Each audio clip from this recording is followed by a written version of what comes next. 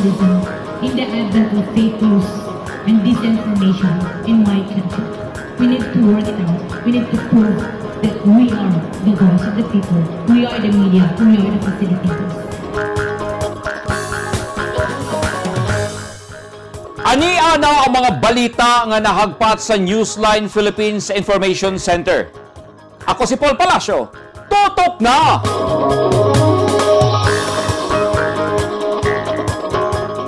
Sa mga headlines, 14 ka mga balay sa Kabakan, Cotabato nangaguba, humanggi kuso-kuso sa kusog nga hangin ug ulan. Oras ug adlaw sa voters registration sa Comelec, gilugwayan, botante gipanawagan nga dili na hulaton ang deadline. Unom ka mga balay naug daw sa sunog sa Talomo proper Davao City karong unang adlaw sa Berman.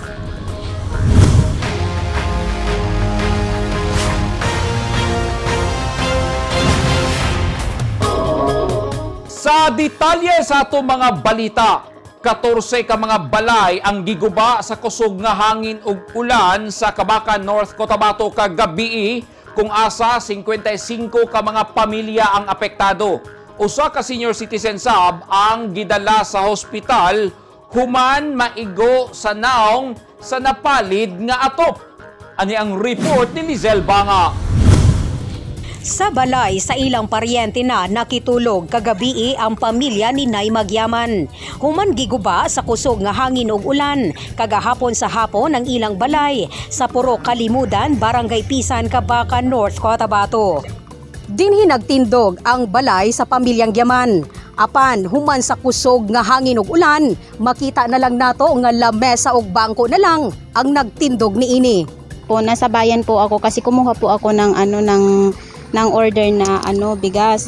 Tapos pagka ko ng cellphone ko, nakita ko na lang po yung text ng kapatid ko. Sabi niya, "Bunso, wala na yung bahay na tinangay na ng hangin." Sabi niya. Bigla na lang daw na parang yung lahat ng laman ng bahay nagkalibot-libot sa loob. Ako ito dirito, ganyan. Tapos pag kayo ko po ma'am, narinig ko na yung pumutok. Saka ako palabas dito ma'am. Palabas na ako dito. Tapos tumingin ako sa taas, wala nang bubong, maliwanag na masyado. Ang balay sab sa pamilya ni Maano Pukeg. Gabarog pa apan wa nay atop ang ikaduhang andana. Napalid kini sa hangin og nasangit sa balay sa ilang paryente og silingan nga si Borhamin Yaman nga 15 metros ang distansya. Gitukuran sab karon ang balay ni Borhamin aron dili hingpit nga matumba. O tulog po ako ma'am. Hindi ko alam kung anong insakto oras yun kasi nakatulog ako. Tapos nung nakatulog na ako, saka binuksan ko yung bintana banda doon kasi para pumasok yung hangin. Maya-maya nakatulog na ako, saka nabuhusan ako ng tubig. Paggising ko, dumilat na ako, tapos madilim na masyado dito, tapos gisira ko yung bintana. Pagtayo ko, kaysa sa duyan ako nakatulog ma'am. Pagtayo ko, nakarinig ako ng pumutok. Tapos paglabas ko dyan sa may terrace namin, nabuhusan na ako ng ulan. Tapos tiningnan ko sa taas, pero sabi ko, parang wala na yung bubong namin, sabi ko. Ngayon, parang... So pagtingin mo, langit na? Oo, langit na talaga. Sabi ko, Diyos ko. Sabi ko, baka kami na lang ang nawalan ng bubong, sabi ko. Gituuhang buhawi ang niigo sa Barangay Pisan kung asa gawa sa 17 ka pamilya nga apektado sa Purok Kalimudan. Naapektuhan sab ang 28 ka pamilya sa Purok Darussalam ug laing napulo pa sa Purok Cueva. Sukad pa kagahapon nakasinati ang lugar og hinay hangtod kusog nga pag-ulan og paghangin nga sumala sa Pag-asa hinungdan sa Intertropical Convergence Zone kon ITCZ. Usa ka senior citizen nga babae sab ang gidala sa ospital human kini makaangkon og samad sa nawong dihang naigo sa nilupad nga atop. Nangatumba sab ang mga dagkong punuan sa kahoy ug nangahapla ang uban sa ilang pananom nga saging ug mais. Naghatag na og pasiunang ayuda ang lokal nga kagamhanan sa mga apektadong pamilya. Namigay ho kami ng food packs kagabi pa, but partial lamang ho, Then but ngayon binigyan ho namin ng tiga 1/2 sack per affected families, Hindi ka partial at saka totally damage yung bahay, pare-pareha po yung ayuda na binigay po namin. Gawa sa food packs, laraw sa LGU nga hatagan og pinansyal nga ayuda ang mga apektadong pamilya aron makatukod pagbalik sa ilang balay. Lizel Anyon Banga, Newsline Philippines, Province of Cotabato. Stay safe.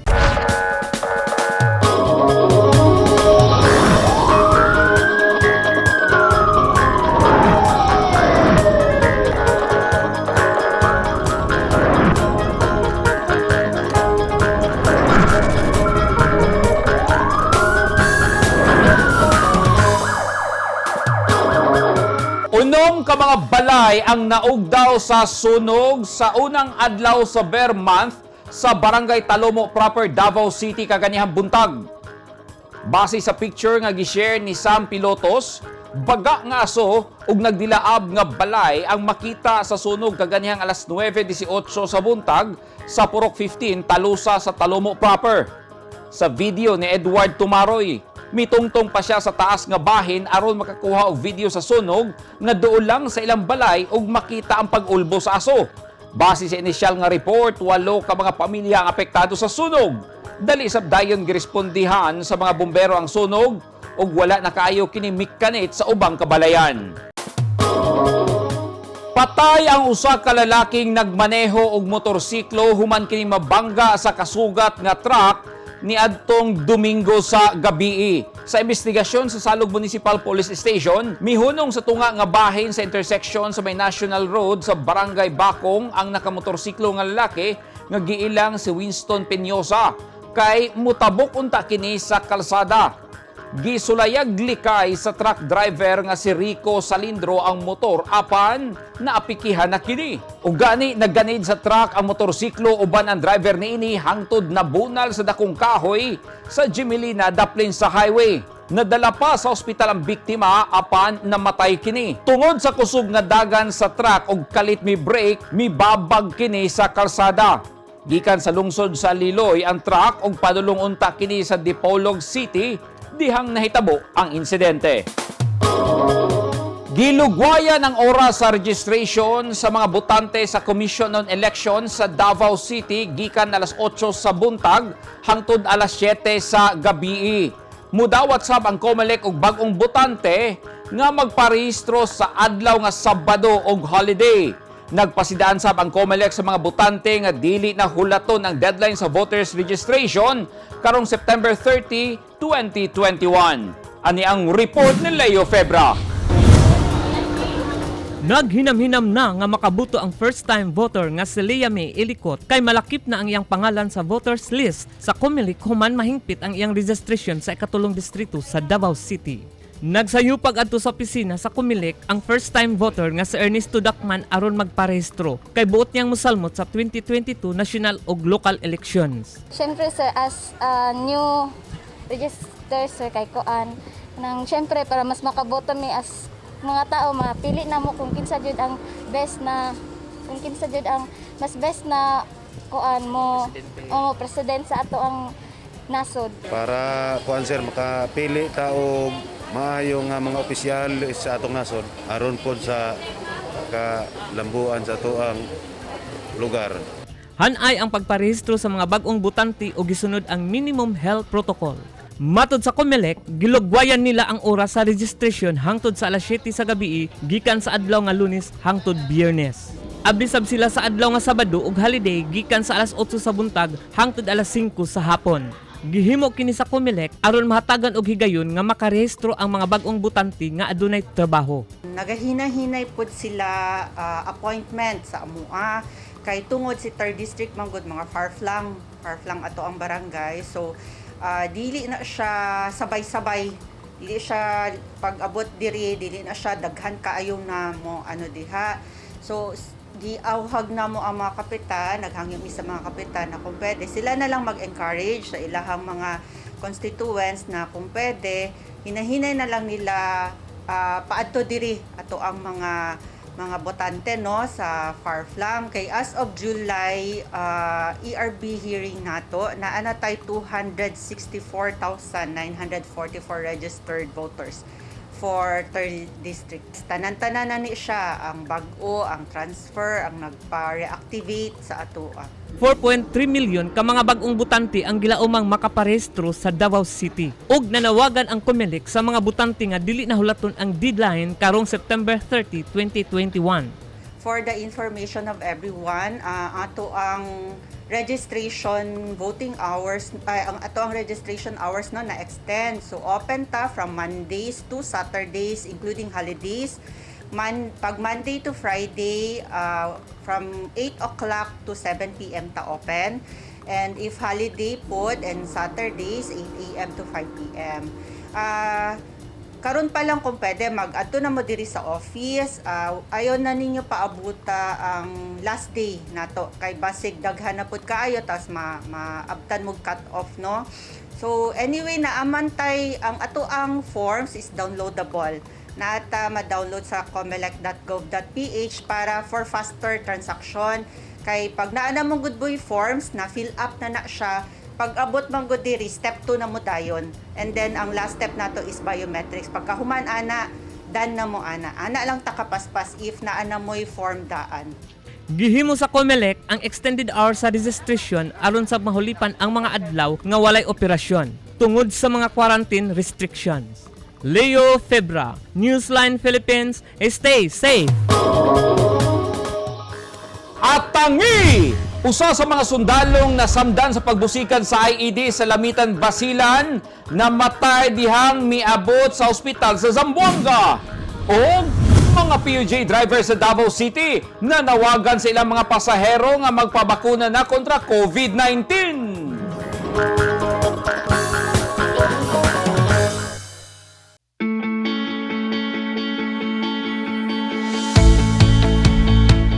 Gusto ba mo og barato ug orihinal nga mga construction supply? Sa kadaghan sa imong pilian, all-in-one ang imong pagpamalit. Tara na sa 3M1 ug T-Square Lumber and Construction Supply na himutang sa daang Hardika, Lanao ug Dayo Street, Kidapawan City. Parami ng parami ang mga nagiging bagong Lotto Millionaires. Dalawa rito ay multimillion jackpot prizes. Ang 246.08 million pesos sa Ultra Lotto 658 at ang 298.77 million pesos sa Grand Lotto 655. Ang bawat pagtangkilik sa larong may puso ay susi sa pangarap at pagtulong sa kapwa. Thank you with all our hearts. Malay mo, baka ikaw na ang dapuan ng swerte. Ang mga taong dunay mga ginahambin nga mga grabing mga balatian o comorbidity, hilabi na ang mga senior citizens, sila ang mas delikado nga maigo sa coronavirus disease COVID-19. Busa dubling pag-amping ang himuon og tambali ang mga ginahambin nga mga sakit. Ang pagtumar sa Bilonga Gold Herbal Capsule is a food supplement makatabang aron mapunggan nga musamot ang mga balatian. Turmeric o luyang dilaw ang nag-unang sagol sa Bilonga Gold. Gisagulan og sodium ascorbate o vitamin C aron mas mulig-on ang immune system. Ang Bilonga Gold Herbal Capsule mapalit sa mga butika.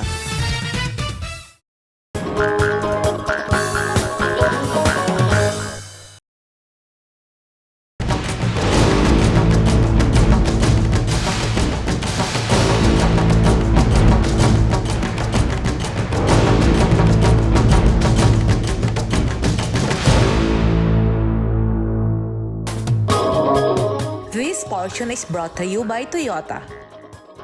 This portion is brought to you by Philippine Sports Commission. This portion is brought to you by Rizal Memorial Colleges. Namatay na ang usa sa mga sundalong samaran sa pagbusikan sa improvised explosive device kon IED sa temporary checkpoint sa mga sundalong ubo sa 68th Infantry Battalion sa Philippine Army sa Barangay Campo Uno sa Lamitan City, Basilan. Subay sa report sa Western Mindanao Command, human ang pagbusikal kagahapon sa buntag, gi-airlift ang duha ka mga sundalong nasamdan padulong sa Zamboanga City, apan ang usa niini ang gideklarang dead on arrival. Migawa sa investigasyon nga tulo ka mga nakamotorsiklong lalaki ang nakitaan sa lugar kung asa nahitabo ang IED attack sa temporary checkpoint o giingong nakahimo pa kini pagpusil sa usa sa mga biktima. Giilog pa sa mga armado ang service firearms sa mga sundalo nga R4A3 rifle nga naay M203 grenade launcher. Nagkahiusa ang mga pulis ug sundalo sa lamitan aron imbestigahan ang kaso aron masubay ang tulo ka mga armadong responsable. Gilaraw karon sa pagamhanang lokal sa Digo City nga ipailawom ang syudad sa mas hugot nga quarantine classification. Gikan sa General Community Quarantine, ipaubos kini sa Modified Enhanced Community Quarantine nga gikaguol pag-ayo sa mga gagmayng mamumuhunan. Ani ang report ni Orlando Dondon Dinoy. Tudo pamaligya pa karon sa iyang ukay-ukay sa Digo City Public Market si Jenny Collado. Sukad sa pandemya, nihinay manggod ang palit sa iyang negosyo. Apan posibleng mas mumenos pa ang iyang halin kung pamubaan sa lokal nga kagamhanan ang oras sa ilang pagpaninda o galing ipailawom sa Modified Enhanced Community Quarantine kon MSEQ ang syudad. Taman lang jud unta kuan. Unta mag-close 7. Nya magkuan og buntag 7 lang unta mag-close. Sayo ra manggod kay nang taman na 6. Hinay gyud. Kinisab ang gikagulan sa uban pang mga negosyante. O yun sir, pero kanang mag-lockdown yun mo, dili tao yun, anak, murag mapas mo na gitaan ng... Ako, o yun gud po sa ibalik ay MGCQ kay para ra po na sa katawhan sa mga sa Davao del Sur. Naman ko yung ubang mamalingkihay nga hapon na mo anhi. Mamalingki, mag-start sila alas 4, alas 5, or uban alas 5, alas 6. So inig ka alas 6, murag arangkada nami nga magsugod na mighipos. Tungod sa tulo ka kaso sa COVID-19 Delta variant, gidusul sa local IATF nga ipailawom sa MSEQ ang syudad aron makontrol ang lihok sa mga residente ug malikayan ang pagtinakdanay sa sakit. Kini hilabi pa nga 10% pa lang sa 116,122 ka populasyon sa syudad ang nabakunahan. Kung ako na sayok, 16 to 17,000 ang fully vaccinated and about 20,000 ang first dose. Nalang sa 130 to 140,000, medyo layo pa yun. Siguro 10% pa sa population para maka-tag herd immunity. Aminado ang mga gagmay negosyante dinhi sa merkado publiko sa Digo City nga dako na sila glugi sa ilang negosyo.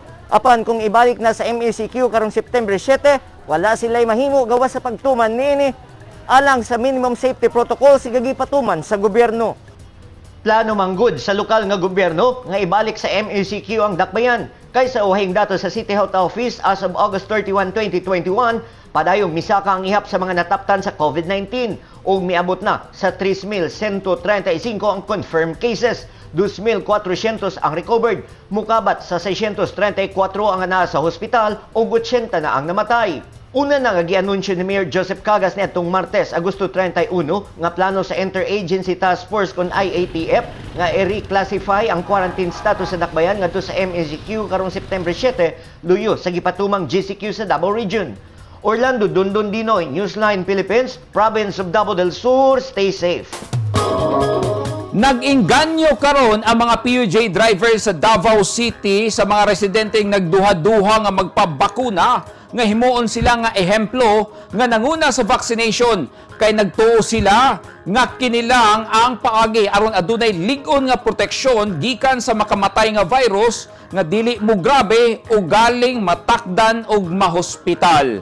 Ani ang report ni Leo Febra. Adlaw-adlaw nagapamasada ang PUJ driver nga si Edwin Gamot.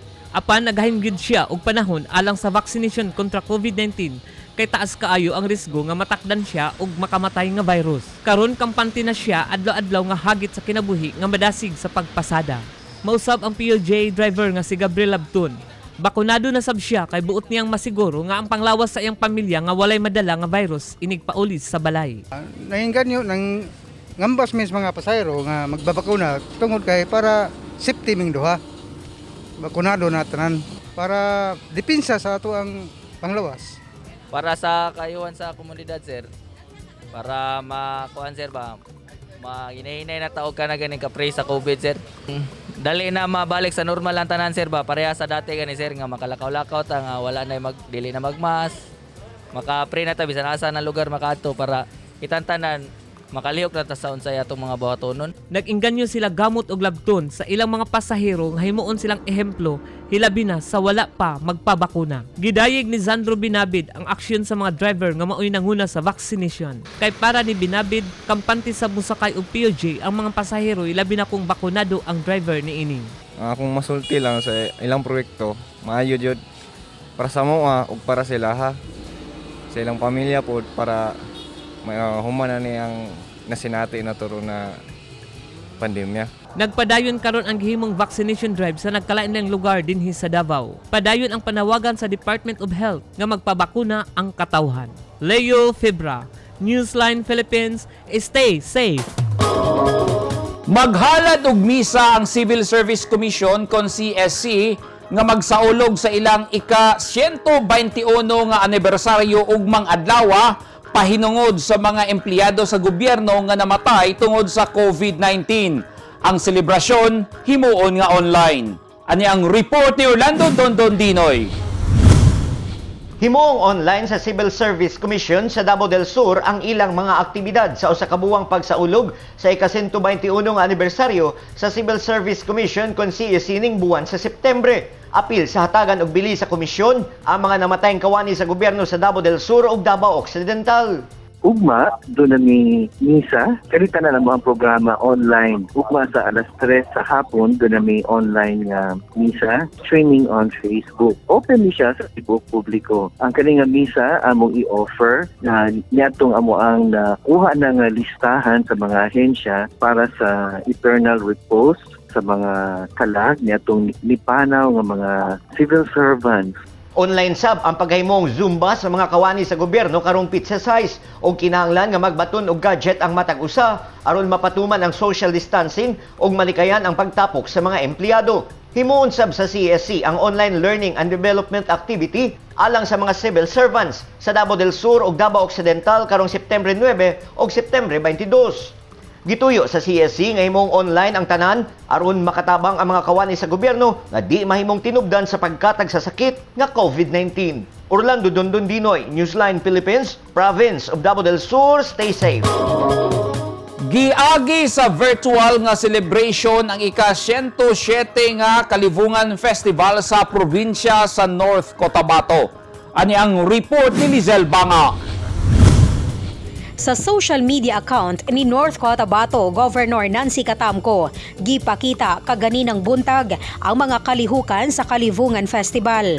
Sama na lang sa balik sigla virtual competition o vlogging contest. Ug ang art exhibit kung asa gibida ang ilang mga artwork nga adunay tema nga padayon. Maski pa man adunay pandemya, kinahanglang magpadayon ang mga Cotabateños ug magmaligon sa panginabuhi. For the past years, we have celebration that highlights cultural presentations, street dancing, musicals, and other ethnic and traditional activities. But for this year, because of the COVID local transmission in the province is monitored in our COVID-19 tracker, it is imperative that we have to cancel the grandiose celebration of Kalibungan, and we have to do away with crowd drawer events as these are no longer viable. For this year's celebration, we have 5 virtual activities and 5 non-virtual activities. Gibida sab sa Kapitolyo ang mga lokal nga produkto sa probinsya, sama na lang sa native nga kape, suka, cocoa sugar ug laing-laing klase sa prutas, apan gilimitahan lang ang pwedeng makaadto. Ang Kalibungan, pinulungang Tagalog nga nagpasabot nga magtigom sa espesyal nga pagsaulog. Tuig 2019, ulahing gisaulog ang anibersaryo sa probinsya, pinaagi sa Kalibungan Festival nga bibo ug mabulokon. Lizel Onion Banga, Newsline Philippines, Province of Cotabato. Stay safe.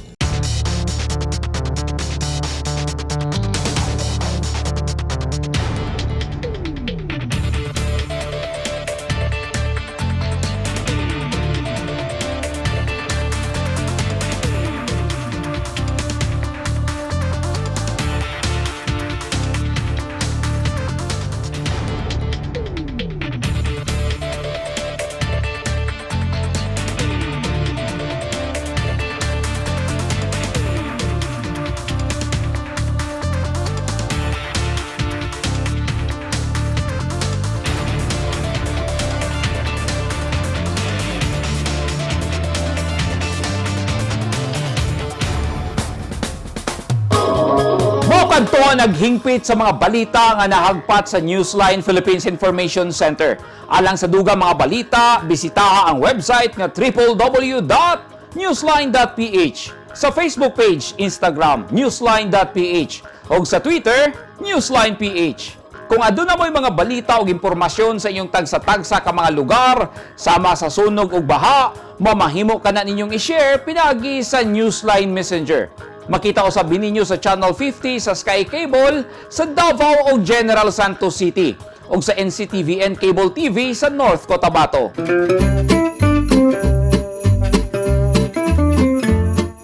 115 days na lang, Pasko na! Ako si Paul Palacio. Dagang salamat and stay safe!